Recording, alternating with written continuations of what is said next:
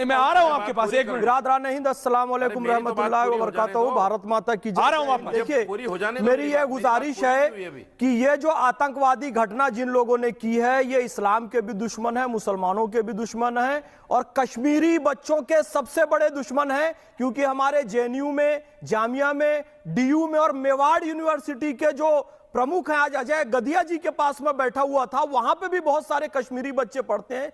इन आतंकियों की हरकतों के कारण कहीं ना कहीं उन बच्चों के भविष्य पर प्रश्न चिन्ह लगता है।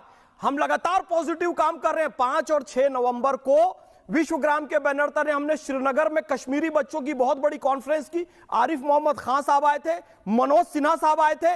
इतने अच्छे कश्मीरी नौजवान सब राष्ट्र के विकास में अपना योगदान देने तैयार हैं। गीता सिंह दीदी ने वह कार्यक्रम कराया, लेकिन यह आतंकवादी घटना करके ये सब पर प्रश्न चिन्ह खड़ा कर रहे हैं। और एक बात और मैं कहना चाहूंगा ईश्वर भाई, आज मैं आपको सैल्यूट करूंगा और हिंदू भाइयों की तारीफ करूंगा कि सब मिलकर प्रियंका शर्मा पर थूक रहे हैं। उसके परिवार से कोई संबंध नहीं रखना चाहता, लेकिन यहां पर बैठकर कुछ लोग जो मुस्लिम नाम सामने आए उन पर थूकने की बजाय उन पर डिफेंड कर रहे हैं। दाढ़ी टोपी रखे हुए हैं, फिर कहते हैं दाढ़ी टोपी वाले को क्यों। अरे तिलक वाला तो प्रियंका शर्मा को कह रहा है कि इसके परिवार से कोई संबंध नहीं रखो, फिर आप लोग उस आतंकवादी का समर्थन क्यों। और मेरे भाई आदरणीय अजय आलोक जी ने आतंकियों को धमकी दी। मौलाना अंसार रजा साहब पर्सनल ले गए कि आप हमें धमकी अंसार साहब को, भाई आतंकियों को धमकी दी जा रही है। मौलाना अंसार रजा साहब रशीदी जी आ रहा हूं, ले रहे हैं और रशीदी जी आप पर्सनली ले रहे हैं और दाढ़ी टोपी को टारगेट समझ रहे हैं, तो गलती आपकी है। हिंदू भाइयों से सबक लीजिए। मैं मोहम्मद फैज खान यह कहता हूं कि जो आतंकी इस घटना में पाए गए हैं, कैसे वो मस्जिद में घुसे। मस्जिद हमारी पाक इबादतगाह है। यह निश्चित करना होगा मौलाना अंसार रजा साहब, कोई आतंकवादी मस्जिद में नमाज पढ़ने ना आए।